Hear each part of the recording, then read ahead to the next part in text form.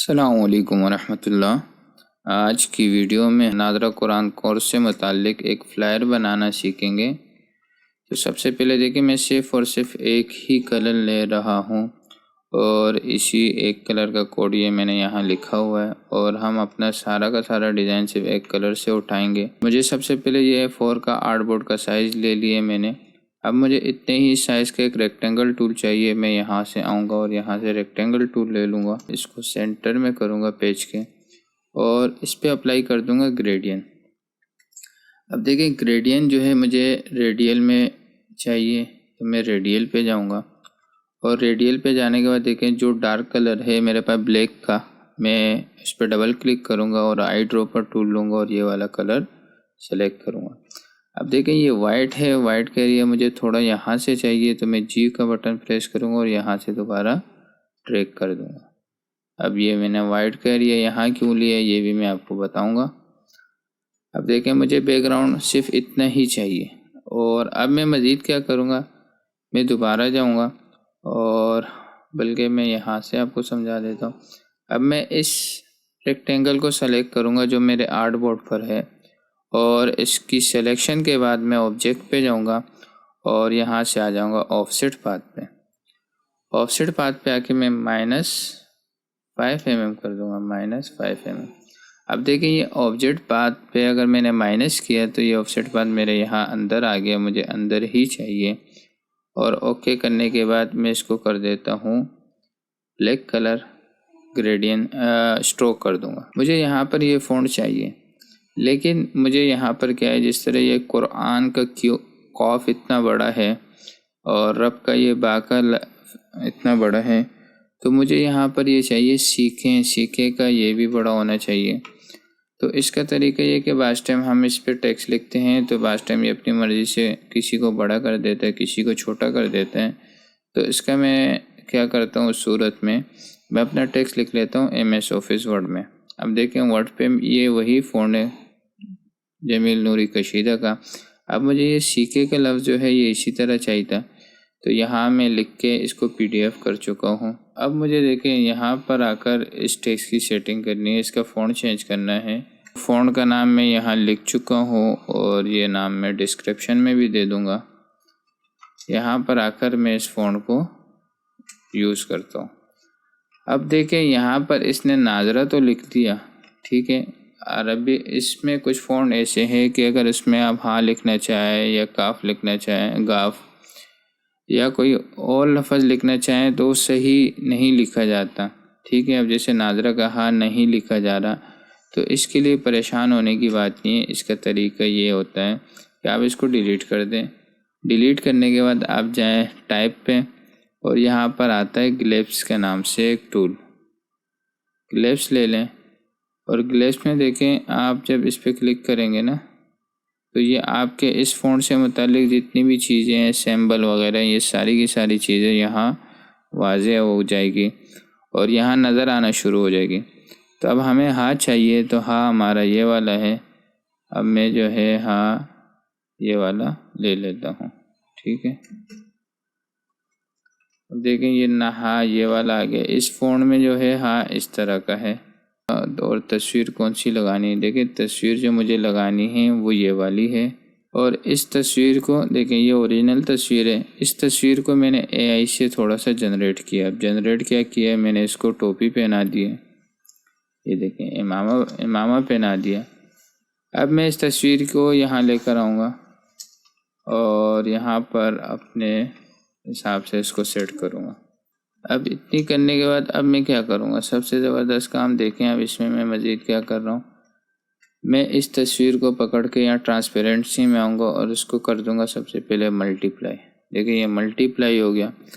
अब ये हमारा तस्वीर यहाँ से तो मर्ज हो गया, यहाँ से देखे ऐसे लग रहा है ये मर्ज नहीं है, एक अलग सी तस्वीर यहाँ रखी हुई है। ये देखें मैं जूम कर लेता हूँ। तो इसकी हम सेटिंग कैसे करेंगे, हम फ़ोटोशॉप में नहीं जाएंगे, हम एडोब इलस्ट्रेटर का ही यूज़ करेंगे। अब मैं क्या करता हूँ, इस तस्वीर को सेलेक्ट करता हूँ। सिलेक्शन के बाद देखें ये ट्रांसपेरेंसी का ये वाला टूल खुल जाएगा। इस टूल के खुलने के बाद मैं क्या करूँगा, इस पर मेक मार्क्स लिखा हुआ है, इस पर क्लिक कर दूँगा। इस पर क्लिक करने के बाद देखें ये बराबर वाली विंडो हमारी ब्लैक हो गई है। तो अब मैं क्या करूँगा, मैं ब्लैक पे क्लिक करूँगा। ब्लैक पे क्लिक करने के बाद यहाँ पर आ जाऊँगा, इन्वर्ट मास्क कर दूँगा।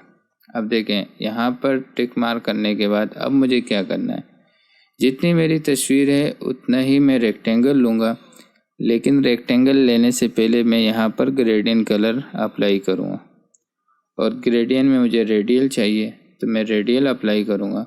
और जितनी मेरी तस्वीर है मैं उतने साइज़ का ही रेक्टेंगल टूल ले लूँगा। ये देखें, अब ये मैं इसको बड़ा कर देता हूँ थोड़ा सा, और मज़ीद मैं आपको बता देता हूँ कि अब मुझे क्या करना है।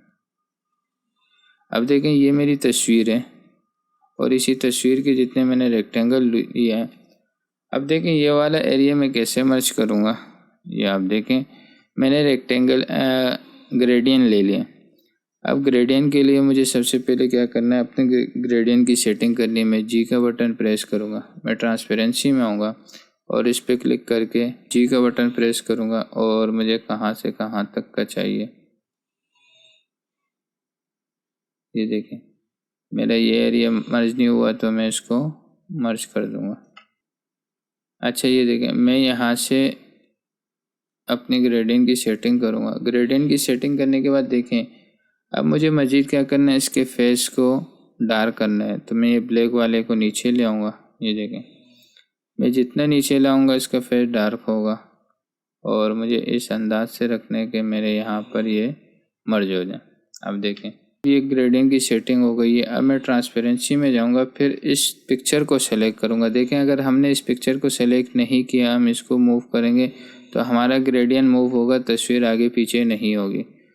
तो यहाँ पर ग्रेडियंट की सेटिंग होने के बाद मैं पिक्चर को पे क्लिक करूँगा। अब हमारा ये पिक्चर के साथ क्या होगा, देखें मर्ज हो गया। उस टेक्स्ट का बैकअप ले लेता हूँ फ़ॉन्ट का, ताकि अगर कहीं पर भी मुझे फ़ॉन्ट चेंज करना हो तो मुझे परेशानी ना हो, फ़ॉन्ट का नाम भी याद रहे। और इसको कर देता हूँ क्रिएट आउटलाइन। क्रिएट आउटलाइन करने के बाद मैं सबको सेलेक्ट करूँगा। सेलेक्शन के बाद मैं पाथफाइंडर पे जाऊँगा और ये वाला यूनाइट वाले पे क्लिक करूँगा। अब इसके पे करने के बाद मैं इसको करूँगा अनग्रुप। अनग्रुप करने के बाद मैं इसको कर दूँगा करीब करीब।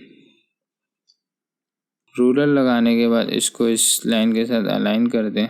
ठीक है भाई, इस लाइन के साथ अलाइन करने के बाद इसको बड़ा कर दें। शिफ्ट का बटन प्रेस करेंगे यहाँ तक आपका ये टेक्स्ट है और इसको कर दें छोटा, नीचे लें। अब नीचे लाने के बाद ये देखें थोड़ा सा इसको यहाँ पर कर दें। अब ये हमारी हेडिंग हो गई और इसको हम रख देंगे यहाँ पर और इसको कर देते हैं सेंटर। अब देखें तस्वीर हम थोड़ी सी और नीचे कर देंगे और यहाँ पर ये हमारी हो गई हेडिंग। अब इस हेडिंग को हम क्या कलर दें, तो इसकी परेशान होने की बात नहीं है। हम इसी तस्वीर में से कलर पिक करेंगे। आई ड्रॉपर टूल लेंगे और आई ड्रॉपर टूल लेने के बाद देखें यहाँ इसका जो डार्क कलर है उसी को ले लेंगे। इसकी कैप में डार्क कलर है, ये वाला कलर हम यूज़ कर लेंगे। ये कलर यूज़ करने के बाद अब मैं मज़ीद क्या करूँगा, मैं जो ये वाली लाइन लिख के लाया हूँ, अब मैं इस लाइन की सेटिंग करूँगा और इसको बिल्कुल ही छोटा कर दूँगा। ठीक है, और यहाँ पर आने के बाद मैं एक रेक्टेंगल टूल लूँगा यहाँ से यहाँ तक का, और इस रेक्टेंगल टूल में मैं क्या करूँगा, डिटेल लिखूँगा। लाइन जो है वो ड्रैग कर लूँगा। लाइन ड्रैग करने के बाद मैं क्या करूँगा, इसको कलर दे देता हूँ, स्ट्रोक को ये वाला और ये वाला कलर दे दूँगा। कलर देने के बाद यहाँ स्ट्रोक पे आऊँगा, स्ट्रोक के स्टाइल पे आऊँगा और स्टाइल पे आने के बाद देखें यहाँ पर मैं इसको कर देता हूँ ये वाला, और यहाँ पर आकर मैं क्या करूँगा, इसको सेंटर कर दूँगा। www.quranmajid.com और ये वाला कलर दे दूँगा जो हमारा ग्राउंड का ही कलर चल रहा है। अब देखें इसमें मैं अगर कोई और कलर दे दूँ, पिंक, ग्रीन, रेड, तो ये बहुत ही बेकार लगेगा। और यहाँ पर हमारा मज़ीद क्या आ जाएंगे, डिटेल आ जाएंगे। ठीक है भाई, जो भी नंबर होगा वो हम दे देंगे। मैं यहाँ आता हूँ, रेक्टेंगल टूल लेता हूँ और रेक्टेंगल टूल लेने के बाद इसको कर दूँगा राउंड।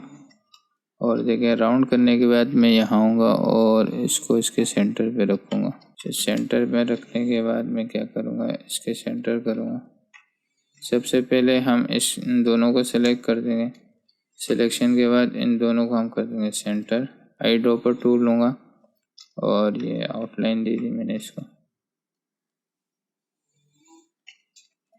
और अपना ये सारा का सारा टेक्स्ट मैंने पकड़ के नीचे कर दिया। और इस आउट स्ट्रोक को मैं क्या कर दूंगा, थोड़ा सा बारीक कर दूंगा। यहाँ पर आऊँगा मैं और यहाँ पर यही बारीक, ठीक है। और इस पे लिख लेता हूँ मैं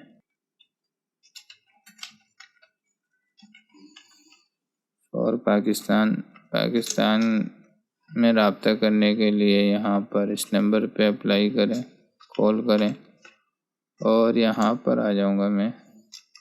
अब ये करने के बाद मैं थोड़ा सा इसको छोटा कर दूँगा। अब मज़ीद यहाँ पर मुझे पीछे एक और तस्वीर लगानी है, और यहाँ पर लाने के बाद इस तस्वीर के साथ क्या करूँगा वो आप देखें। और ये तस्वीर लगाने के बाद मैं बड़ी कर दूँगा, अपने आर्टबोर्ड के साइज़ का कर दूँगा।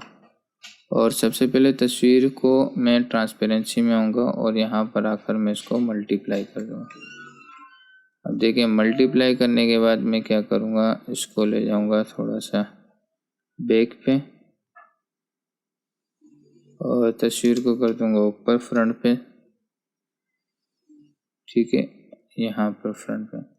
अच्छा, इसको बैक पे ले जाने के बाद अब मैं अगला काम क्या करूँगा, फिर जाऊँगा रिलीज। अब देखें ये ऊपर से मैंने तस्वीर तो लगा दी है और उसको मल्टीप्लाई भी कर दिया, लेकिन अब देखें ये पीछे से एक लेयर नज़र आ रही है।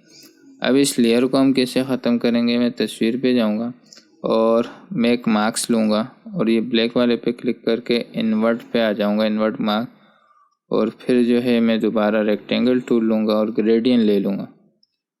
रेक्टेंगल टूल और ग्रेडियंट लेने के बाद अब मैं क्या करूँगा, यहाँ पर आऊँगा और जितना मेरी तस्वीर थी इतना ही मैं एक रेक्टेंगल टूल ले लूँगा और यहाँ पर आकर ग्रेडियंट जो है ऐसे ही अप्लाई करूँगा ताकि मेरी तस्वीर वाज़ हो जाए। और अब इसको थोड़ा सा और पीछे कर दूँगा अगर मुझे तस्वीर वाज़े चाहिए। और अब देखें, अब ये ग्रेडियंट जो हमने इस पे अप्लाई किया, अब यहाँ पर हमें रेडियल नहीं चाहिए, अब यहाँ पर हमें चाहिए लाइनर ग्रेडियंट। तो मैं क्या करूँगा, लाइनर ग्रेडियंट लूँगा, यहाँ पर आऊँगा, देखें यहाँ पर आकर वाइट को ऊपर की तरफ रखूँगा या तो यहाँ पर आ जाऊँगा और इसकी ऐसे ही सेटिंग करूँगा।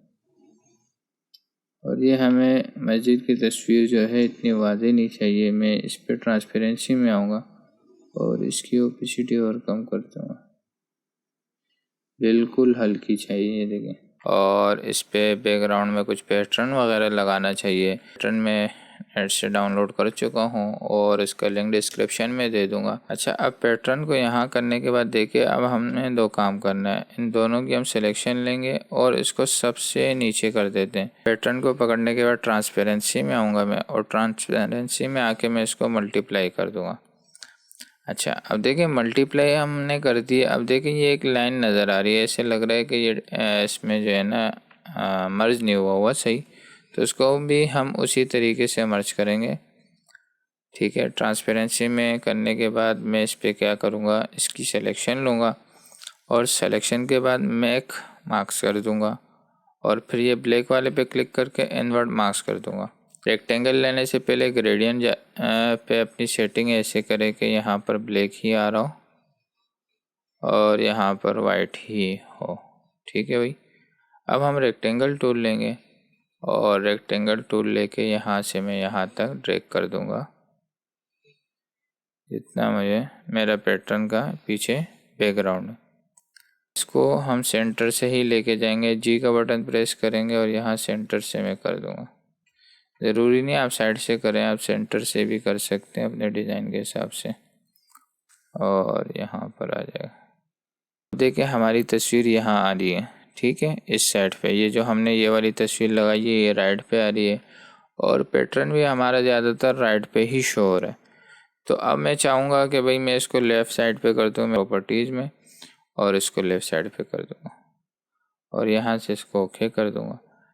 अब देखें, अब हमारा डिज़ाइन का बैलेंस बराबर हो गया। अब देखें यहाँ पैटर्न आ रहा है, यहाँ पर ये इमेज आ गई, और हमने एक ही साइड पे लगाया हुआ था तो हमारी ये वाली साइड बिल्कुल ब्लैंक आ रही थी। उम्मीद है आपको वीडियो पसंद आई होगी। अगर पसंद आई है तो प्लीज़ लाइक करें, सब्सक्राइब करें।